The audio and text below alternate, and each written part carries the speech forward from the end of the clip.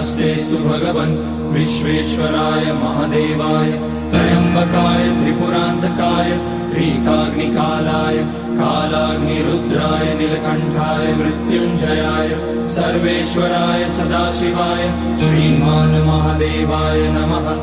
ॐ नमः शम्भवाय च मयोभवाय च नमः शङ्कराय च मयस्कराय च नमः शिवाय च शिवतराय च।